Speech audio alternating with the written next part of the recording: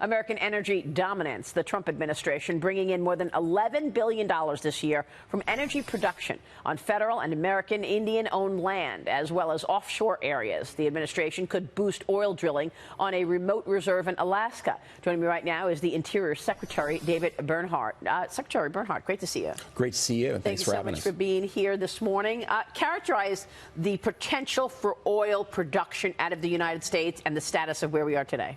Well, I think the reality is the potential we are seeing today. We are at over 12.3 million barrels a day produced, which was unheard of just a few years ago.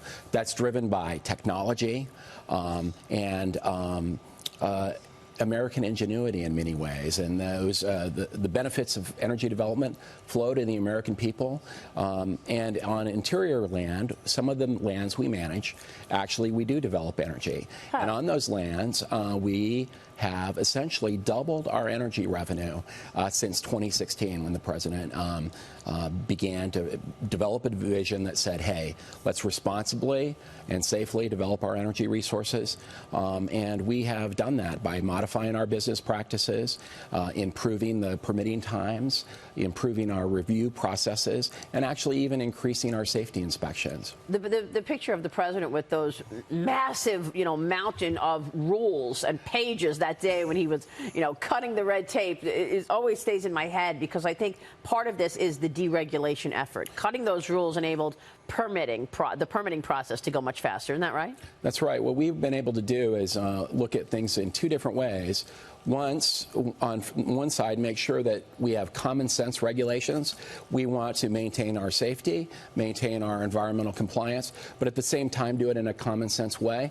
And then we've actually looked at our business practices and say, how can we do things better, faster, and smarter? And that's resulted in some demonstrable gains. And this money that we generate from revenue on federal lands comes back to the taxpayers on one hand, but it also goes to states like New Mexico.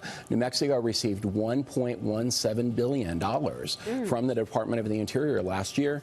That money goes for schools, for roads, things that are important to New Mexico. This is a very good point that you're making, because most people don't realize where this money goes then as as the U.S. becomes more powerful in terms of drilling. What does it mean for our purchases of international oil, the dependence on Middle Eastern oil? Well, I think last month was the first month ever that we've been a net exporter for the entire month, and it has transformed foreign policy. It has transformed our way we think about the world, but it's primarily transformed workers' opportunities to make money in rural communities like I'm from. And there's still a battle over it, right? There's a battle over offshore drilling for sure. We want to get to that because we've got Florida Senator Marco Rubio blocking President Trump's pick for the Interior Department's deputy secretary. Senator Rubio is opposing the pick, he says, because the agency's plan to expand offshore drilling. What's your reaction to this, Secretary? I mean, this is, again, not in my backyard.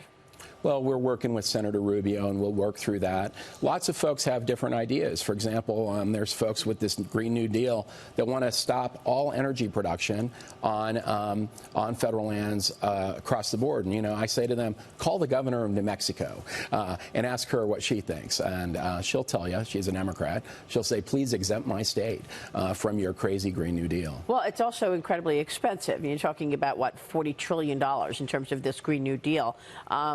Do people understand the implications of something like that? And what do you say to Marco Rubio in terms of, you say we're going to work with him? Well, what's the pushback on his push? Well, the reality is we'll work through with the senator and we'll reach some common sense solution that works for us. At the end of the day, for the American people, here's my belief.